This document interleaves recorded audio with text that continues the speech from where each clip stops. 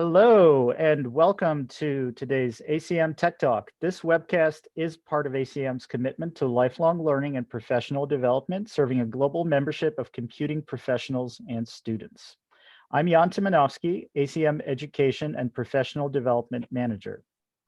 For those of you who may be unfamiliar with ACM or what it has to offer, we're going to show you just a few of the things that of the really cool stuff that ACM has, and you'll see that on the screen in front of you right now. ACM provides access to the ACM Digital Library, the world's most comprehensive database of computing literature, leading publications and global conferences that draw top experts on a broad spectrum of computing topics. Support for education and research, super important, including curriculum development, teacher training, the ACM Turing and ACM Prize in Computing Awards, among many others, and the ACM Code of Ethics, a collection of principles and guidelines designed to help computing professionals make ethically responsible decisions in professional practice. So before we get started, we'd like to quickly mention a few housekeeping items shown on the slide in front of you. If you have questions at any time, please type them in using Zoom's Q&A button. You can use the chat for interaction, but we ask you to use the actual Q&A button for questions. We'll organize the questions as our panelists speak and try to get to as many as we can at the end of the presentation, but you can submit at any time. The session is being recorded and will be archived. You'll receive an email notification when it becomes available. And check learning.acm.org for updates on this and other upcoming webcasts. At the end of the presentation, you'll see a survey up on your screen. Please take a minute to fill it out. It really helps us to improve our tech talks and plan great future talks for all of you. So today's presentation is Reskilling to Build Diverse Tech Teams. A panel discussion with Sue Black, Beth Hawthorne, Marlene Mangami, Tan Murthy, and Brad Voller. Our moderator and panelist today is Sue Black, an award-winning computer scientist, technology evangelist, and digital skills expert. Professor Sue Black was awarded an OBE for services to technology. She is professor of computer science and technology evangelist in the Department of Computer Science at Durham University, a UK government advisor, thought leader, trustee at Comic Relief, social entrepreneur, writer, and public speaker.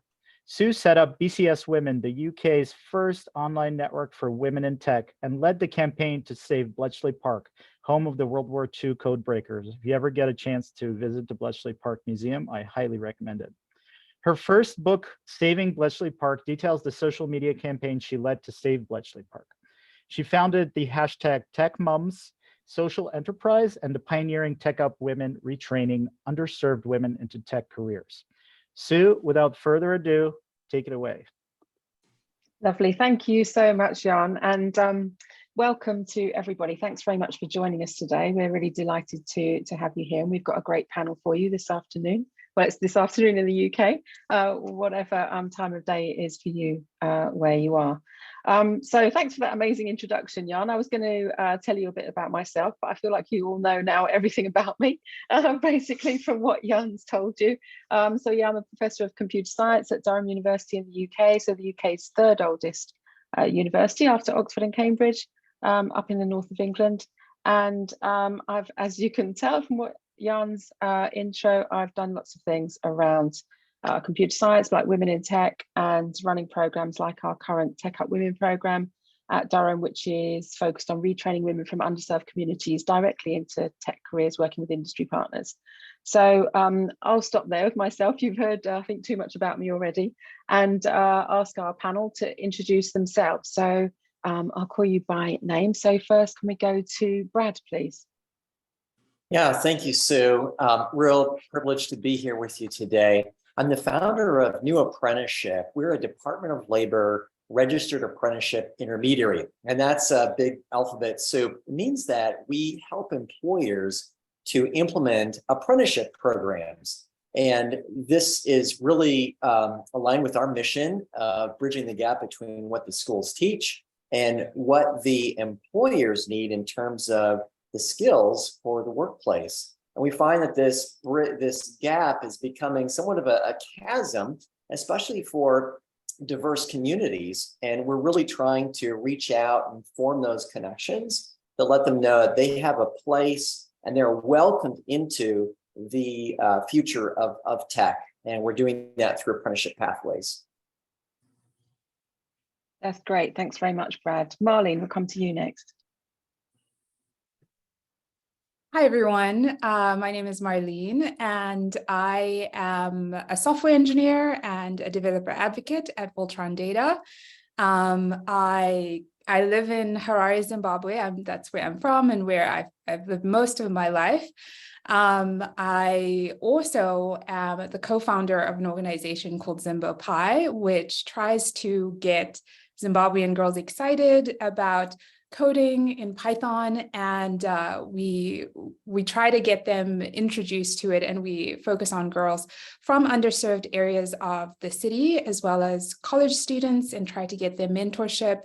I'm also the previous vice chair of the Python Software Foundation, and currently I'm serving as the vice chair of the ACM Practitioner Board. So really into Python code, if anyone there likes that too, and really enjoy trying to help get more people into tech, particularly from the continent of Africa. Yeah. That's wonderful. Thanks very much, Marlene. Over to you next, Tan. Thank you, Sue. It's a privilege to be on this panel with you and all the amazing panelists. I'm Tan Murthy, retired recently from Infosys, where I was running the delivery operations for the US, Canada, and LATAM, and was also the global head of education, training, and assessment. But now I'm more into workforce transformation and sustainable development. I look forward to our conversation today. Thank you. Wonderful. Thanks very much, Tan. And Beth, are you able to hear us, Beth? We've had some connection issues. I'm hoping that you're okay. Yes. Can you hear me, Awesome. Sue? Yeah, I can. That's great. Thanks, Beth. Yeah. Okay. Thank you. First of all, my name is Elizabeth Hawthorne, and I'm co-chair of the ACM Education Board. I apologize for all the background noise. I'm attending the National Science Foundation High Impact Technology Conference for community colleges. And I'm a retired community college educator, and my passion is women in cybersecurity, and I helped found the Women in Cybersecurity organization about 11 years ago. I'll stop there because of the noise. Thank you, Sue. That's great. Thank you very much, Beth. So, and thanks for everyone for introducing themselves. So our panel today is about reskilling to create diverse teams. And with that in mind, I'd love to hear your thoughts, experience, and perspective on diversity in tech teams and tech careers. What would you like to share with us? So again, I'll go around one by one. And Beth, I think you've got some slides that you can share with us. We'll go to you first, Beth, if that's okay.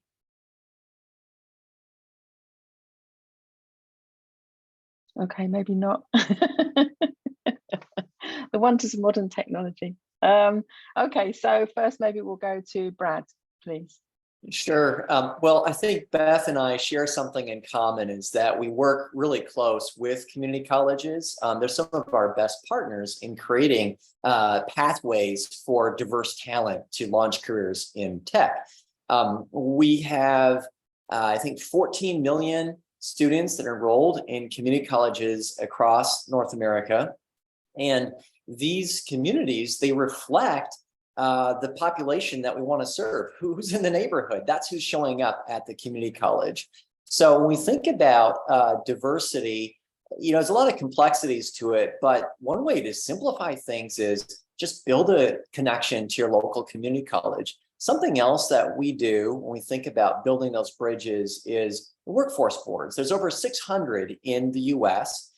Usually each county or several counties within a US state will share a workforce board, and their mandate is to help those who have the greatest need to reskill, gain certain education or certifications in order to enter the workforce, to serve them well, to connect them with employers. And so what we do as an apprenticeship intermediary is connect with the community colleges, with the workforce boards, community-based organizations, building those bridges.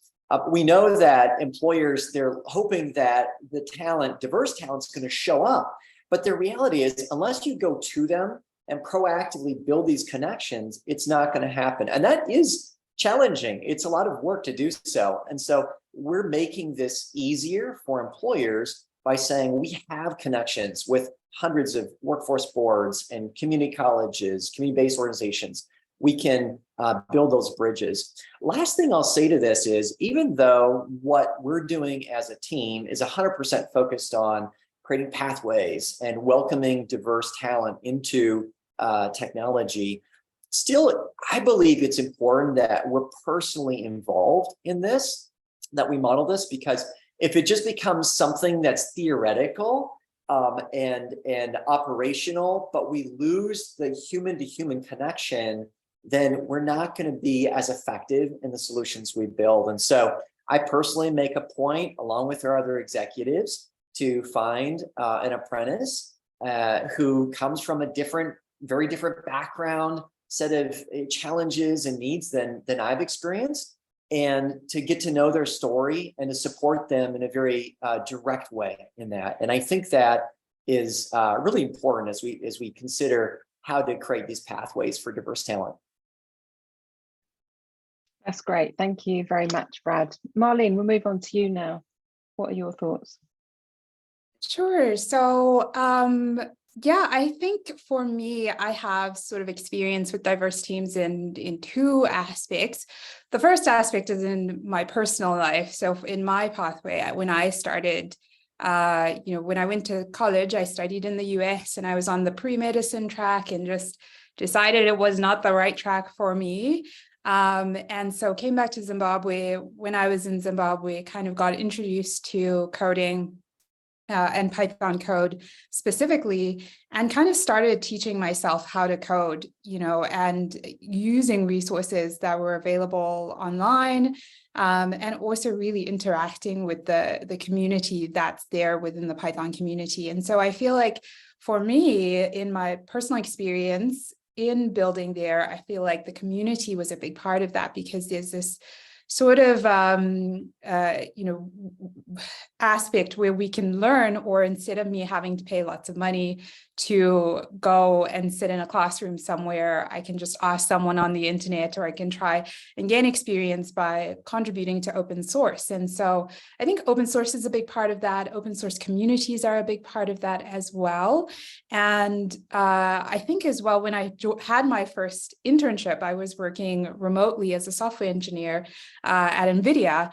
And when I first started that position, because I was coming from, I had now gone back to school and done, I was partway through my computer science program, but I was still very nervous because I was still working remotely. And I was the only person on my team and the only person that I knew currently in that engineering department from Africa. So I felt really kind of out of place, and I felt very scared to be there. And when I was on that team, I think part of that, being there was, and being successful in that environment, was other software engineers being very open to helping me. I think Brad mentioned earlier about apprenticeships and people just being intentional about helping you on your journey. And I think that one of the things I was most grateful for in that context was other software engineers really reaching out and being like, oh, don't worry, or showing me the steps of how to actually do the work I was supposed to do. And I think that really helped me on my pathway. So not just thinking about how can we get diverse talent into our companies, but also thinking about how can we make sure that they thrive when they're there. And I think mentorship is a big part of that. And then another aspect I will say as well is from that nonprofit perspective that I mentioned, that I co-founded a nonprofit called ZimboPie. And my intention with that was trying to get young women in Zimbabwe. Initially, we were just focusing on young women from wealthier parts of the country, but then we also focused on women from more disadvantaged parts of the city. And I found that that was very challenging in many aspects, because you do have like a wide range of economic backgrounds and a wide range of exposure that the girls have to technology. And so getting those different people from different backgrounds into internship opportunities was quite challenging for us. And I will say, also convincing companies to be able to consider talent that doesn't necessarily have a degree, for example, was also quite challenging. And so I will say as well, the other thing that I will mention is that I do think what I would love to see more of is more companies just being open to hiring people without that traditional background. So, yeah. That's really great. Thanks, Marley. Well, great to hear that you had a supportive community around you, because tech doesn't always have that reputation. So that's really wonderful to hear. And yeah, absolutely. In terms of people not needing degrees, I think, you know, we need diversity of all sorts, and one of those sorts is not everyone needs to have a degree. So that's a really good point to make. Thank you. Thanks very much, Marlene. So we'll go over to Beth next. Over to you, Beth. I think you've got some slides.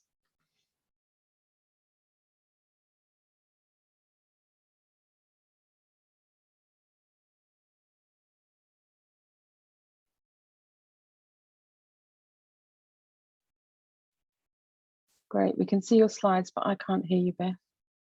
Go ahead, Beth, if you're ready.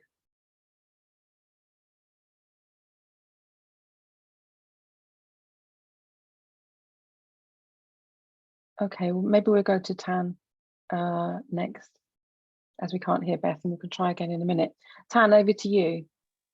Great, thank you, Sue. Now, I think when we talk about diversity, a lot of times the focus starts with gender and sometimes ethnicity. I think both Brad and Marlene talked about this, but it's important to get into cognitive diversity and neurodiversity as well when you look at building diverse teams. For example, people coming from high schools, non-degrees, community colleges, four-year degrees, all of them, because it's important to create that mix of people who think differently, who have different thought processes, if you want to create rich solutions. So that's very, very important to bring that in.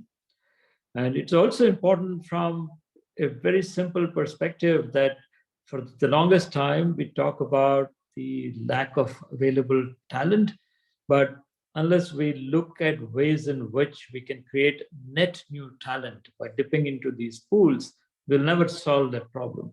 So from both of those perspectives, it's very, very important to look at cognitive diversity. And in doing that, I think, and some of what Marlene talked about is very, very important, creating an ecosystem where there is a support for that talent that comes in from enabling team members, but also a lot of it has to do with how managers are enabled and incentivized. A lot of times it can be an apprenticeship for a manager to mentor these people, because it's a good way to learn people skills. So to me, diversity has all of those angles embedded in it. And for companies to become diverse, I think a good metric is to look at how much of the representation in the workforce do they have of the communities that they operate in. And it's a good way to look at how diverse a company is. So let me just pause there. So that's great. Thanks very much, Tan. So I can't see Beth, so I'm guessing that we haven't got Beth back. So, oh, sorry, I've got a message in the chat from Jan. Okay, I think maybe Jan will wait and see if Beth can get back in, unless you want to go through the slides. Oh, you're putting the slides up, Jan. Jan, are you okay to have a chat through Beth's slides?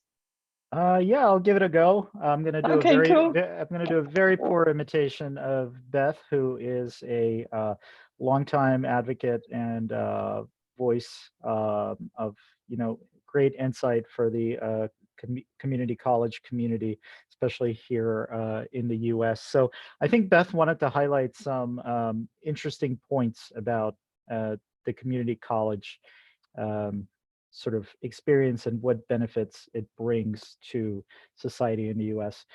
So she's got the Statue of Liberty of Higher Education, and I know that she kind of used this little motto of community colleges are like the Statue of Liberty, bring us your huddled, your poor, your masses. I'm sure I'm botching what I should know as the the great Statue of Liberty motto, but you can see here nearly 50% of bachelor's degree holders in the US began their higher education at a community college, according to the AACC, which is an advocacy organization and membership organization for community colleges.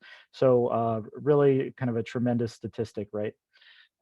Here are some research organizations in the community college community: the American Association of Community College, AACC, the Community College Research Center at Columbia University, and part of the Teachers College at Columbia in New York City, and the National Science Foundation Advanced Technological Education Program. So if anybody is, looking to learn more about which organizations are doing the work in the community college research space, these are kind of the big players. So some fast facts about community colleges. There are over 1,000 total community and technical colleges in the US. You can see the vast majority of them are public. Some are independent, and a number of them are tribal, which I assume is relevant to some of the Native American communities in the United States. And you could look into student demographics: more than 6 million credit students and 4.1 million non-credit students. The diversity breakdown: 27% Hispanic, 12% Black, 45% white, 6% Asian Pacific Islander, 1% Native American, and 4% of 2 or more races. So for anyone that's familiar with the demographics of US four-year institutions, you'll note that this is actually quite more diverse than what you would see in a four-year program. And so I think that's really important. It can be you create a really valuable pipeline for communities that may struggle to enter the sort of like traditional four-year pipeline. And a lot of these, as Beth could really speak to this, will articulate or move on to a four-year program as well. So really interesting statistics there. Some student demographics: 59% are women, 41% are men. I'm not sure how that compares to the four-year. I know that in the US, women have actually exceeded men now in total enrollment at four-year institutions. And so that tracks here. It could even, I think it could be ahead of the numbers for four-year programs. 50% under the age of 20, 57% under the age of 22, 35% between ages 22 and 39, and 8% are 40 or older. So that's a really important point, I think Beth would make, that there's great age diversity in the community college community. It's not sort of 18 to 21, 22-year-olds you see at the four-year level. These are people from all walks of life and all sort of points of life and their career path. A lot of them are going back to school. Some are going to school for the first time, even if they may be older. So it's a really diverse community compared to the four-year undergraduate community. And the average age is 27 years old. 30% are first generation to attend college, which also strikes me as a pretty interesting statistic. 16% are single parents. So I think it's safe to say that that is going to be way higher than what you would see at a four-year institution. So again, a lot of people that don't necessarily look like the sort of traditional American college student.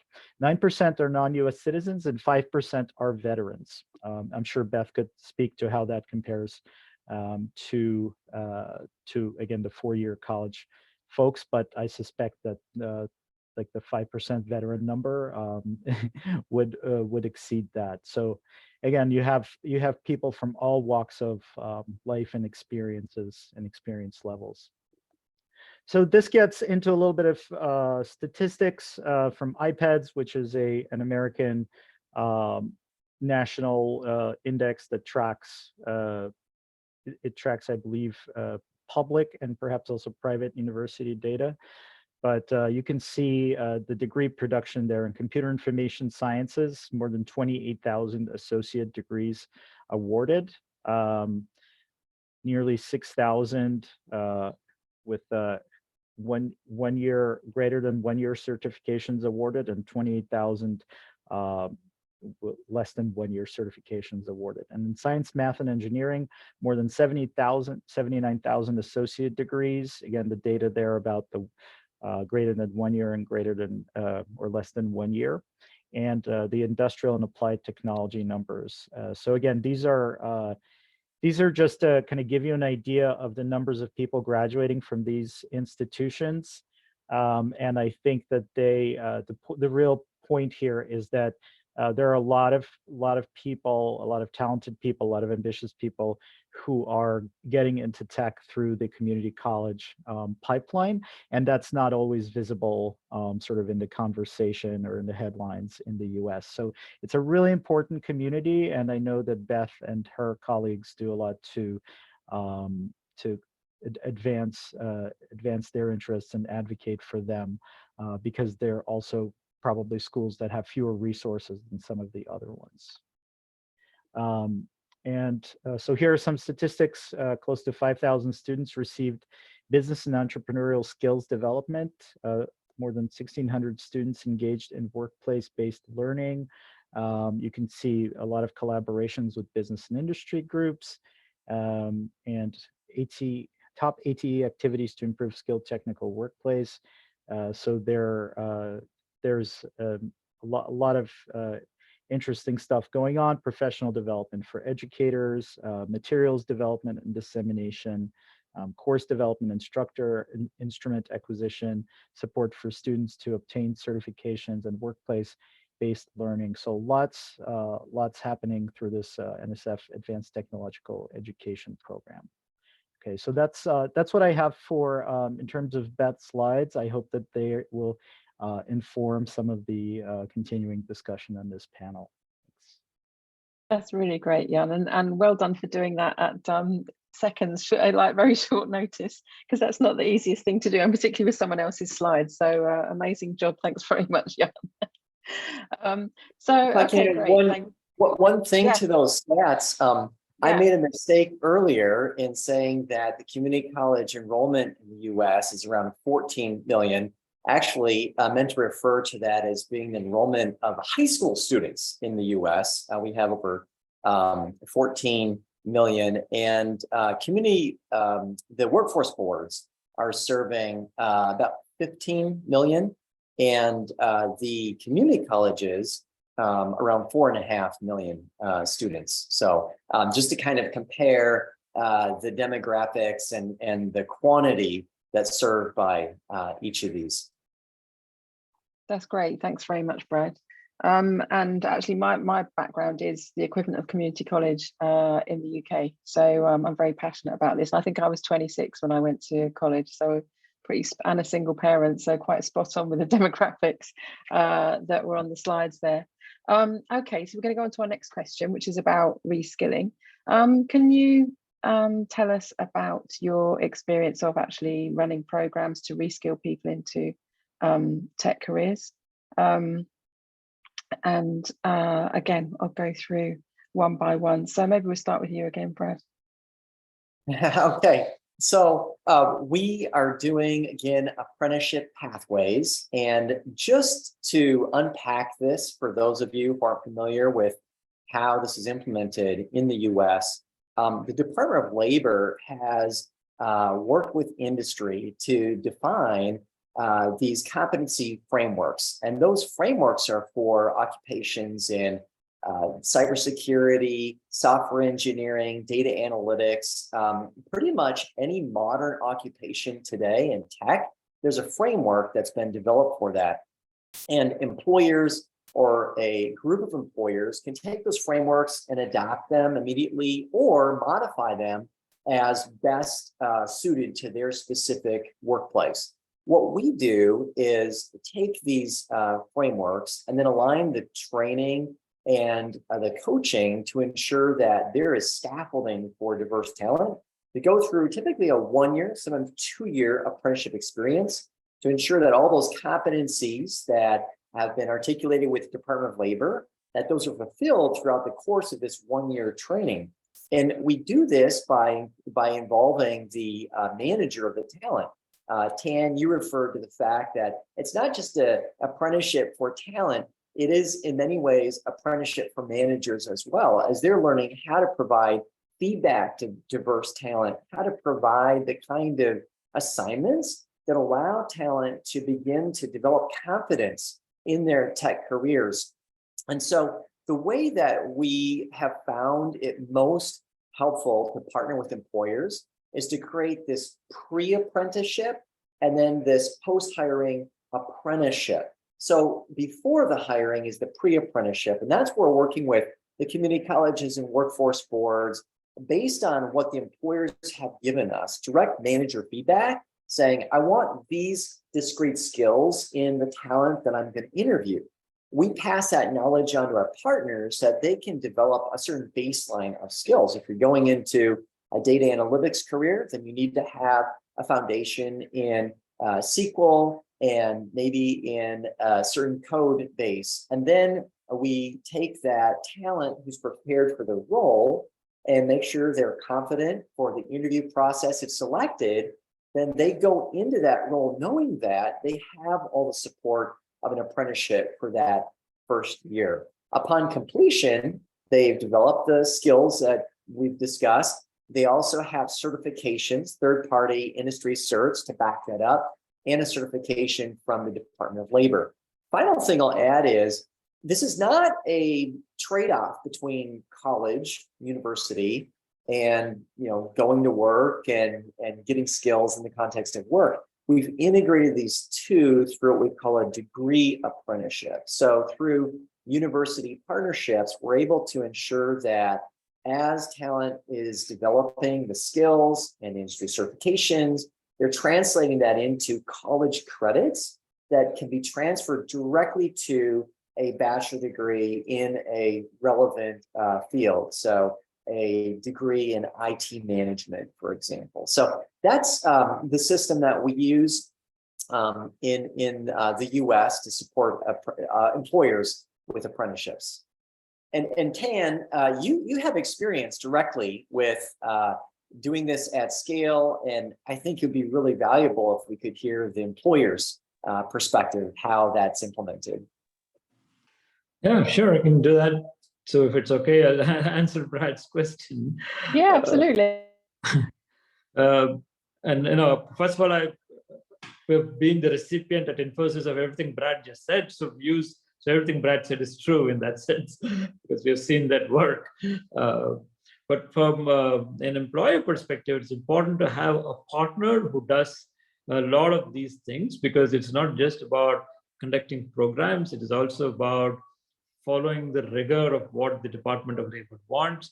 It's also about having competencies that have a standard format, so that when there is time comes to get the credits for the degrees, there is consistency. So it's important to have that partnership.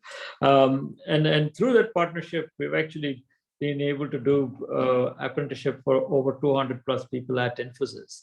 And then on the reskilling front, at Infosys, so there were reskilling across 3 categories of people. One is even before they joined Infosys, through training that they got access to for free for people to learn and get prepared to join the IT workforce. The second is the new entrants that could come in either as an apprentice, as we did with Brad, or people who join in and go through a program that Infosys conducts for them when they're an employee of the company.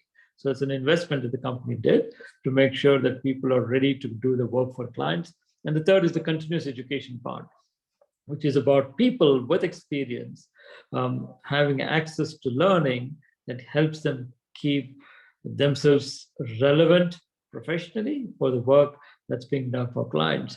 And so all of those are important, I think, from a reskilling perspective. And the key tenet for all of this would be for people to have the mindset to unlearn, learn, unlearn all the time, because there are things that keep changing. And so the desire to learn is as important as the ability to unlearn some of the things that may come in the way from the previous background. So learning and unlearning are critical aspects of the reskilling journey. And apprenticeship is one vehicle to do that. Great, thank you. Marlene, over to you. Sure. Yes, those are both amazing ways to connect people and reskill them. In my experience with Zimbo Pi, we tried to give the young women skills in 2 ways. So, well, I guess in three ways. The first thing was directly teaching them Python code. So really introducing them to the basics of Python code. And we would start with some of the Django Girls programs. Django Girls is a really amazing free sort of training program that's available online, and it just takes you through the basics of creating a website and and building that up from scratch. And then we would build up on those skills from there.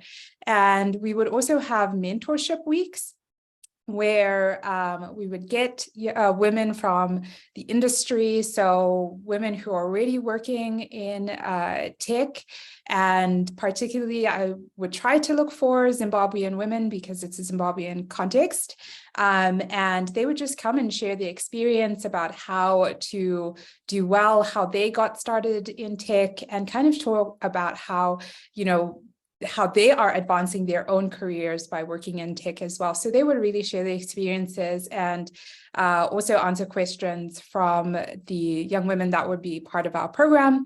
And then a final thing that we would do as well is we would try to connect the girls to internship programs with different companies. So for this, mainly we worked with 2 companies, Dimension Data, which is in South Africa, and a local company here, and just giving the girls internship opportunities to actually work in a team, and hopefully give them a pathway to then be hired by that team, or just to be able to grow their own portfolio or their own CV. So I think those are all things that are really important. I'd say particularly in tech, the thing that is really helpful, just really giving them exposure to real life projects, to giving them exposure to actually contributing code. This is one of the reasons why I think open source is really helpful, because even if they can't get a job right away, they can contribute to an open source project and start to gain that experience and build up their own portfolios. So that's also something that I really try to encourage, is contributing. I would also say that one of the things that I have found in my own experience as well is being able to attend. So when I was just first getting started in tech, and when I was switching careers, being able to go to tech conferences and kind of be in situations where I would be like listening to talks that were kind of above my experience level, and I would just be exposing myself to the language at least, so even if I wasn't fully understanding what's going on, I would be trying to understand generally what is the story here, how are these things working, and even if I felt out of my depth, it would help speed up the process, because I would just then identify the words and maybe Google those words later on. So I was now sort of catching up at a faster pace. So I would say also really attending conferences is one of my favorite pastimes, and I would encourage that for people as well. That's great, Marlene. So, Sue, given your rich background, it'd be great to hear from you on your experience doing this. Great, thanks very much, Tan, and thanks, Marlene. Yeah, absolutely. So I completely kind of chime in with what you're saying about bringing in people with experience to chat to, particularly women and girls, I think. And so we run a program, Tech Up Women, at Durham, where we take women from underserved communities and retrain them into tech careers. And when we were putting the program together to start with, I was, thinking, so we knew that the courses were going to have to be mainly online because we wanted to cover a wide sort of geographic area.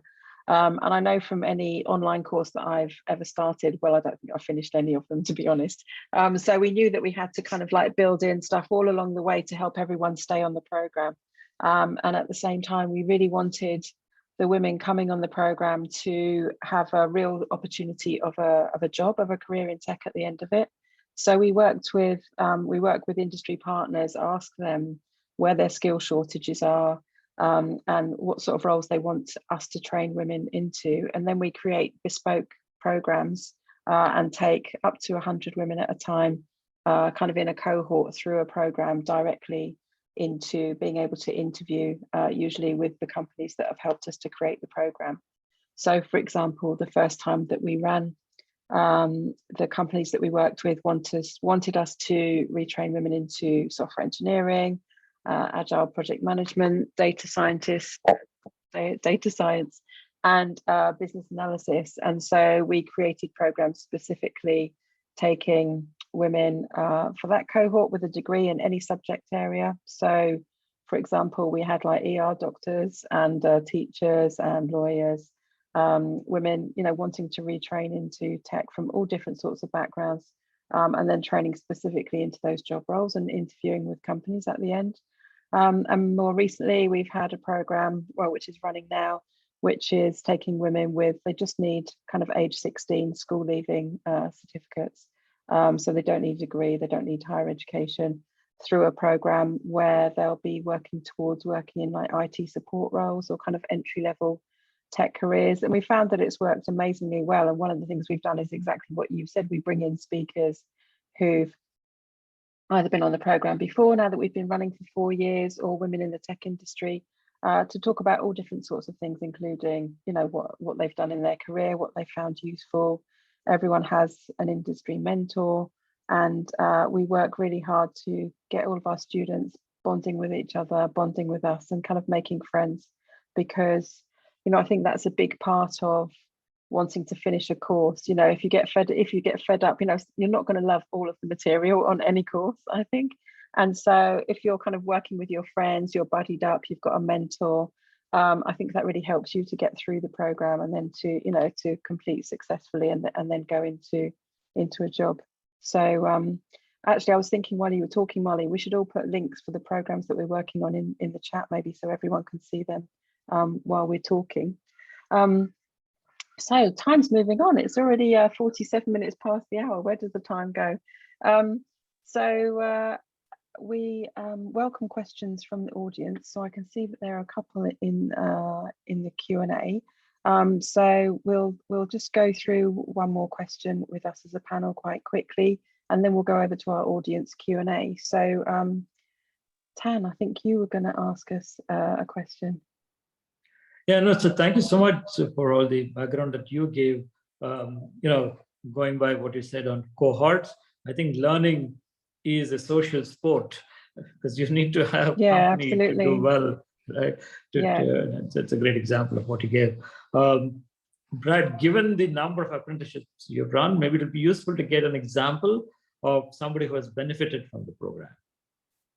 That's what keeps us going in this work. It's the stories of transformation, the lives of those that we serve. And I could go on all day if I told you stories of people like Xavier, who was a veteran and trying to do school at community college and earn some income part-time through his Amazon deliveries, and was able to get into a apprenticeship, and within 2 years, 6x his income.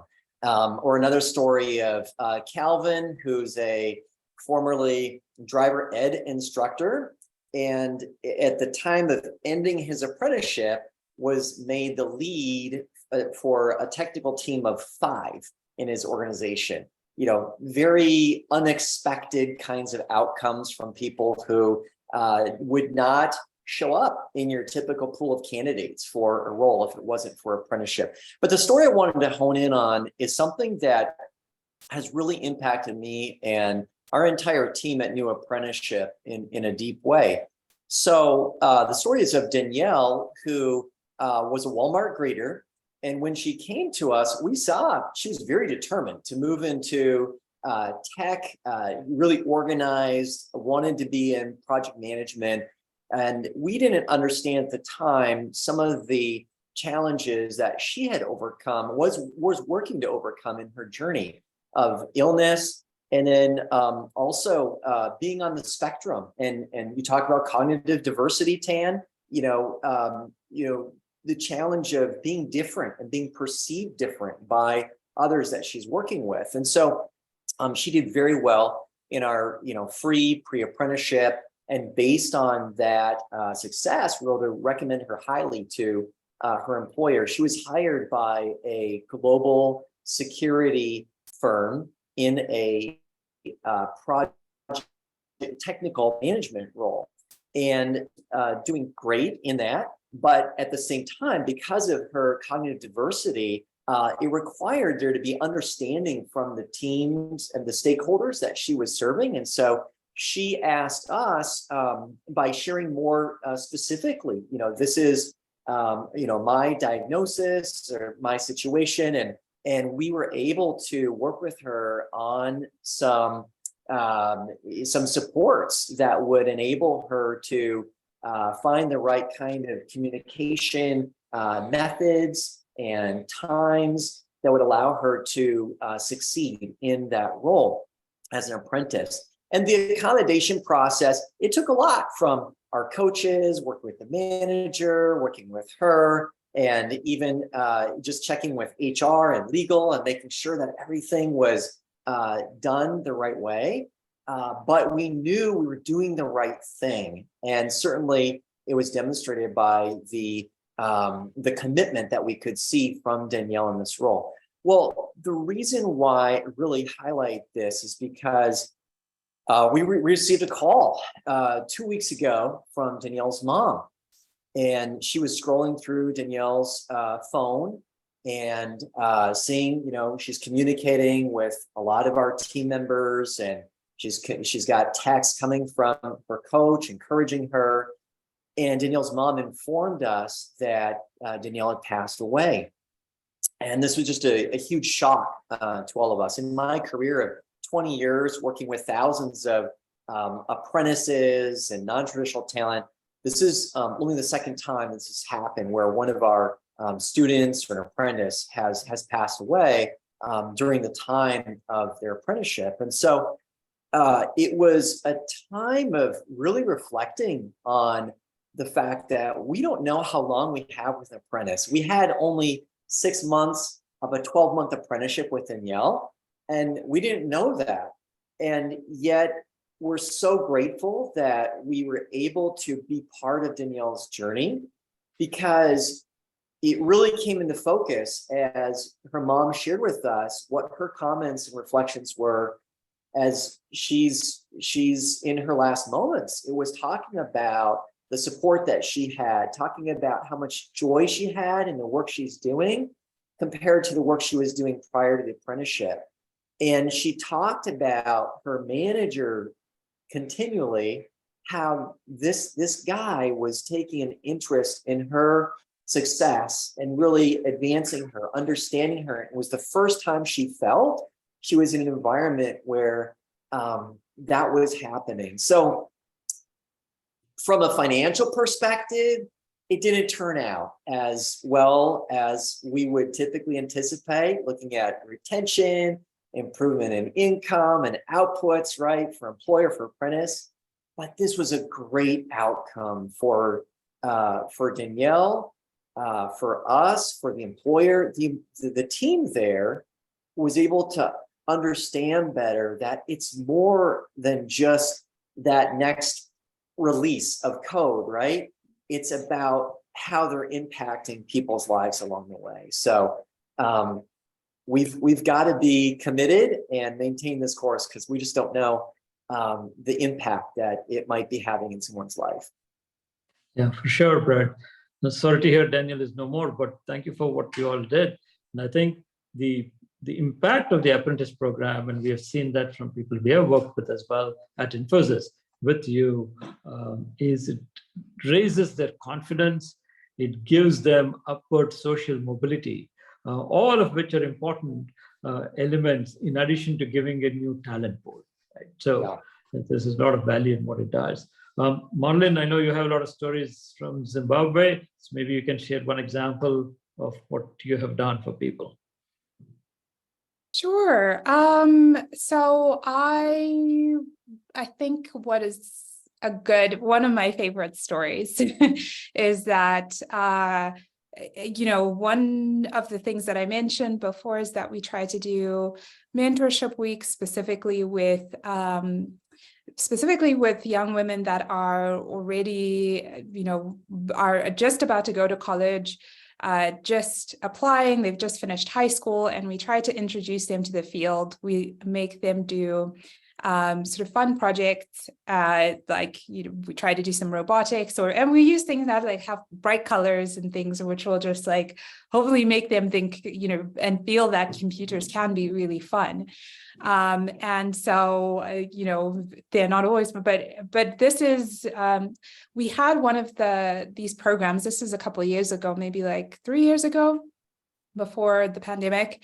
And one of the young women that had come to that program, I remember when I met her there, we had actually had a conversation, and she had just finished high school, and she wasn't really sure what she wanted to do for her college degree. She was really intelligent, really smart, but I think her parents didn't really know anything about computers and were kind of pressuring her to go either the doctor or lawyer route.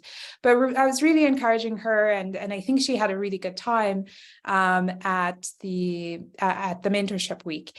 And then she ultimately decided that she wanted to do computer science, and then applied, and she got into Harvard, which is very cool. And she's studying computer science there, which I was shocked because I ran into her in town after a couple of months after this program. And so it was very encouraging to me to know that it actually had a positive impact on her, and that she ultimately ended up actually pursuing a computer science degree.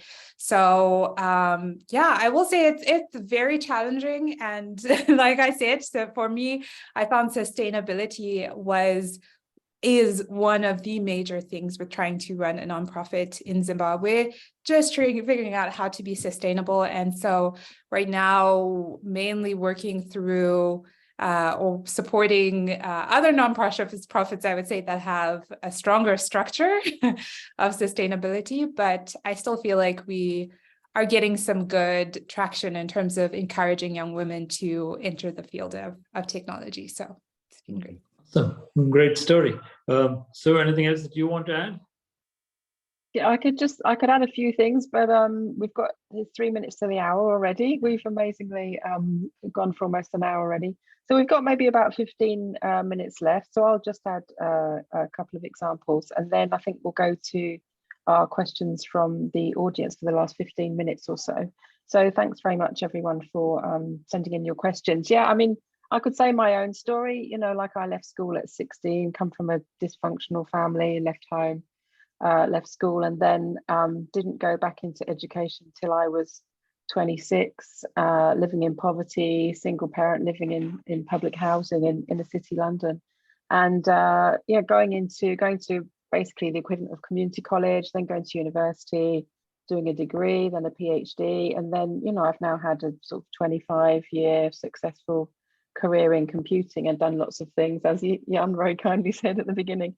And I never ever would have dreamed that I would have done half of the things that I've done at all. It just completely changed my life and brought me and my family out of poverty. And my 4 children, I'm sure, got different lives, because of that. And now I've got 6 grandchildren as well. So my 6 grandchildren too, you know, you don't just impact that one person, you impact everyone around them as well. And we've got also some great stories from our Tech Up Women program of, you know, just changing people's lives, really. I think it can be really life-changing. So I'm going to go over to our questions now from our audience. So we've got a great question here from Lara Schenk, who says, in your experiences, what are some of the challenges people in reskilling programs face in transition from the programs to full-time positions outside the program? So I guess kind of like getting into the workplace. Who'd like to answer that? Really quick. One of the beautiful things we see in apprenticeship, Sue, is that we can avoid this transition from program to not being in program, because essentially you're in the workplace, but you're there with the scaffolding for success. It's the simultaneity of learning and applying what you're learning in the workplace that's so powerful. And I think in this age of generative AI sweeping across, you know, the workforce and creating a new future of work reality, this becomes even more important to help people understand how to develop these skills and then apply them within context. Great, thank you. So we'll just have one answer each from people, I think, so we can get a few more questions if that's okay. So, and a kind of related maybe question from Donna Byron, what percentage of reskilling programs or community colleges offer on-site childcare to allow parents to attend on-site classes or spend time at computer labs? And I know from myself going back into education, if I hadn't had like 9 till 3 p.m., 9 a.m. to 3 p.m. childcare, I couldn't have done any of the programs that I did because my kids were preschool. So I don't know if anyone can talk to that in your experience. Marlene, do you provide any childcare? No, we do not. Typically we don't. Typically the young women that we work with are fairly young. I will say that there are still some of them that are mothers, but they usually, I think even to join the program, they would need to have a supportive relative or someone who can help to take care of their children, because I do think it's very challenging if they don't have that support. So I do think that it is something that I have heard brought up a lot, and I do hope more programs are able to provide that, but it is an expense that sort of reskilling programs would have to take on. Absolutely, yeah, and we've found when we've tried to provide childcare, even just for events, it just costs so much money we can't do it. Yeah. Unfortunately. So I don't know, Tan, Brad, do you know whether in the US community colleges normally have childcare? Normally they don't provide it, but Okay. some do, and this is a trend where community colleges are trying increasingly to develop solutions for that 16% of their students that really would benefit from having that available. One thing that's important that we've discovered is if we can connect and integrate with existing workforce and education infrastructure in the nation, instead of trying to operate outside of it and offer new innovative, pathways and solutions, then we can bring more of these wraparound services and comprehensive support that's needed for learners that, for instance, have childcare needs. So if you go to the workforce boards, they usually have childcare related solutions that they can help fund, introduce, community-based organizations that are providing those solutions. So that's a great way to ensure that learners have access. Great, thank you. Thanks, Brad. So another question, Vasundara is asking how to sign up for apprenticeship programs. They're looking to re-enter the workforce after an absence of 5 years. So maybe we can all put links into the chat afterwards, and maybe Jan will be able to put them up somewhere in terms of all of our programs so that people can look them up afterwards. A question from Anonymous. Tan, you mentioned the importance of learning, but also unlearning. We often hear terms like lifelong learning, continuous learning.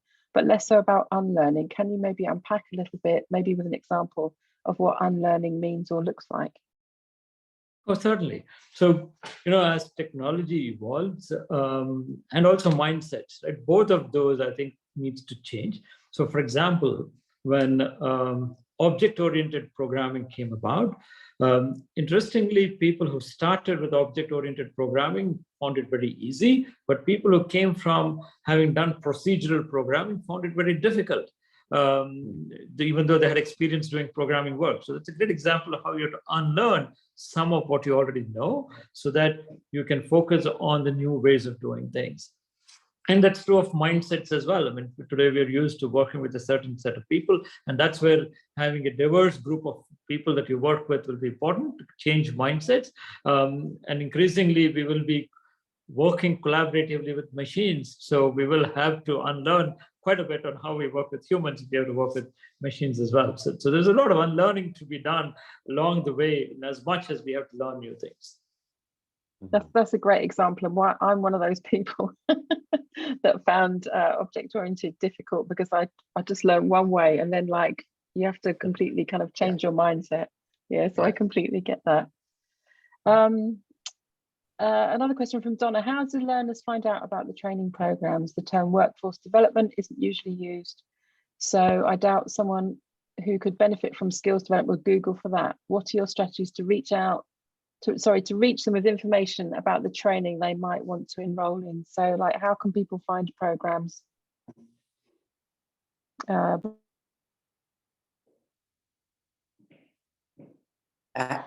So accessing programs is really dependent upon where the person is situated, in their community. Are they in a community college where they're enrolled right now? Are they in some kind of a program for transitioning service members leaving the military? There are so many different programs built out for specific kinds of learners and demographics. So it really is by connecting to whatever is closest to you, whether it's some community-based support group.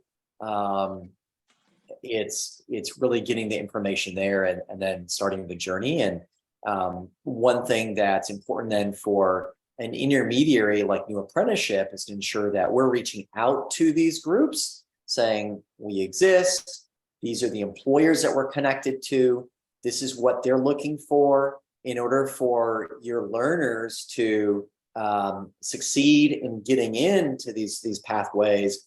Here's what the requirements are. And then those organizations that have learners situated in those environments, they're able to pass that information along in a way where it's trusted, and the learners feel like, okay, I can succeed. If I really take the first step, I can get there. That's great. Thanks very much, Brad.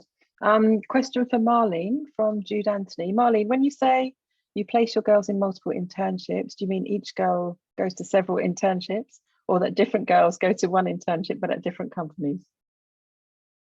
Different girls go to one internship at different companies. I would love to offer multiple internships if companies were willing to partner with me to do that. I would love to be able to do that, but we were only able to partner with 3 main companies. And so kind of split the girls who the companies can actually take on at that time into those 3 different companies. So most of the internships are remote, but no, not multiple ones. Thanks to you. That's great, thank you. I almost got attacked by a wasp there. If I looked a bit weird for a minute. So a question for Tan. I found Tan's thoughts on cognitive diversity very interesting. Could you elaborate more on how organizations could or should incorporate cognitive diversity into their staffing process, for instance, when they staff intra-organizational teams? Tan. So I think it begins with the recruitment process. One is about really moving away from degrees to skills. And that's the first mindset change that needs to happen in organizations, to think of how to bring in cognitive diversity, because a lot of times It is about bringing the same kind of people that the hiring manager is familiar with or the interviewer is familiar with. So the first step is to make that a larger pool and start with the hiring process. And the second is then to bring in people of diverse backgrounds into the interviewing teams, because a lot of times people like to recruit people that look and feel like them. So if you want to bring in the diversity, it's important to have the recruitment team being diverse as well. The third then is to create an ecosystem that supports people with the various backgrounds, because people could have different ways of thinking, speed of thinking, all of which you will have to embrace to make sure that you get the full value of bringing teams like that. So that those are programs to be put in place to change mindsets of people. So all of those, like starting with the increasing the talent pool, having the recruitment team themselves being diverse, and then an ecosystem that promotes diverse thinking. All three are required to make this successful. That's great. Thanks very much, Tan. Question from Jude Anthony. Multiple panelists have mentioned working through community colleges. What makes community colleges the centre of training or reskilling? Do they eliminate some barrier or obstacle members of diverse communities face? Who'd like to answer that? Maybe Brad? Sure. I mean, first thing is open enrollment. If you're in the community, you can say, I want to learn, and they'll take you in. Now, you might have to take some kind of a pre-assessment if you want to get into an advanced math class, for example. But there's a starting point for everyone at the community college, even if it's remedial learning that needs to be done. And then there's the aspect of tuition. So in the US, we have something called a Promise program. Increasingly, this is becoming widespread within cities, even entire states, where if you are within a certain demographic, usually a student who's graduated from a local high school, qualifying then to take your first year of community college courses for free. And even if you pay the full rate for community college, it might be $50, $100 compared to, say, $300, $1,000 per credit, right? So the cost difference is huge. And then there's more people like yourself there, right? Because they're in the community saying, here, we're here to serve. And chances are you've got friends and family that are attending there, and you think, hey, if it helps them, it could help me too, because my background's similar.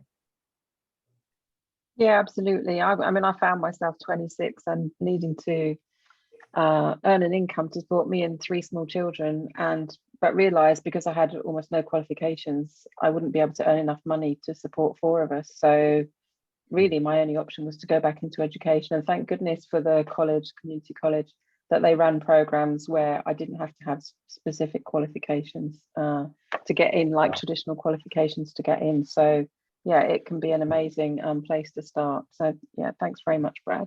Okay, we've got 2 questions left. Thanks very much, everyone, for giving us their questions and for waiting. So one, I think for Tan, how to unlearn and relearn. What are the best practices, specifically using AI tools? You got an answer for that, Tan? Well, I think it's each person probably has a different way of doing it. I don't think there's a one-size-fits-all answer for that. But most often, I think it starts by starting with a fresh slate. So looking at things anew for what needs to be done. And today with AI, you have the co-pilot that can help you along the journey. So using a co-pilot and a GitHub model to learn something new and shred what you already know may be a good way to start. Mm-hmm.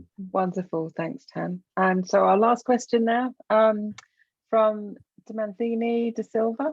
What does industry really expect from fresh graduates joining the industry? What advice would you like to offer, given that we are all aware that the required skills and competencies are changing rapidly in society 5.0? Who'd like to have a go at that one? Well, I can take a shot at that. That one. Okay. Yeah. Over to you. I think the first step is learning to learn, that the hunger to learn is required, because most often what you've learned till you get into an industry is really the broader perspective of things, but everything is going to change. And therefore, first is the desire, the intellectual curiosity is very, very important. It's also important to demonstrate critical thinking, which is about looking at the situation, getting enough information about it, asking the right questions, and formulating an opinion around it. So critical thinking, intellectual curiosity, a good way to work with teams, because a lot of times the academic process is about how much do I score. In the corporate world, it is about how much do we collectively do for our clients. And therefore, the move from the I to we is also equally important to teamwork. So those three, at the big picture, I would say, are critical for success. And That's wonderful. Oh yeah, sorry, go on, Brad. If I may, Marlene, I think that's essentially what you're doing, is creating that visibility for employers around those critical thinking, collaboration skills that Tan is speaking to, right? Because it's a learning by doing environment. Am I mute? Yes, definitely, Brad. Thanks for bringing that up. I agree. Just having that exposure and knowing that they're, just being, like Tan said as well, being open to learn. And I think you can do that by just exposing yourself to new technology as often as you can, and trying to play around with that technology is definitely something that can be helpful for sure. That's great, thank you. And I think things don't change so fast that you can't keep up. I think people do worry from the outside that you'll learn stuff and next year it will be obsolete. I don't think that's the case. Lots of things kind of follow through and are still relevant. So it's always worth going into tech if you're not in tech. And it's not the case that you learn something one year and then you can't use it the next year. Like stuff that I learned at university 30 years ago, a lot of it is still relevant. So right, so I'd just like to say thank you very much to our wonderful panel. It's been really, really great speaking with you, and thank you so much to our audience for all your great questions and for your patience when we couldn't quite get the slides going. And Beth, Jan, handing back over to you. It would be great, Jan, if we could share some links with everybody. What's the best way for us to do that for people that have been listening today, links to the work that we're doing? Yeah, absolutely. So we have an email that we usually send out with the recording, both to the people who were able to attend live and those who were not able to do that. So we will make sure to get those links into that email. And so I think you can expect that email to go out in the next few business days, depending on how quickly we can get them all in there. Wonderful. Thanks very much, Jan. So Jan, handing back to you then. Thank you. Sure. Well, I want to thank all of you for a fantastic discussion and sharing all of the wonderful insights. I think what really stood out for me were the amazing and inspiring stories, and some people in the chat were definitely moved by that. So again, thank you. I want to thank Sue for being our wonderful moderator and panelist today, and your amazing story. Beth, who unfortunately was not able to make it, but did provide some really thought-provoking slides that and some numbers about community colleges, and we did quite a bit of discussion on community colleges today. Marlene, for your fantastic international perspective. Tan, for all the work you've done in industry and across various forums and platforms, bringing government and industry together. And Brad, amazing insights on apprenticeships and also filling in on some of the community college stuff. So special thanks to each of you for attending today and participating. The talk was recorded. It will be available online in a few days at learning.acm.org. You can find announcements on upcoming talks and other ACM activities at learning.acm.org and acm.org. Also, just please fill out the really quick survey that's going to pop up when you sign out of the webinar today. You can suggest future topics and speakers, and you're going to see that on your screen in a moment. So on behalf of ACM, Sue, Beth, Marlene, Tan, and Brad, and myself, thanks again for joining us, and I hope you'll join us again in the future. This concludes today's talk. Thank you. Thanks, everybody.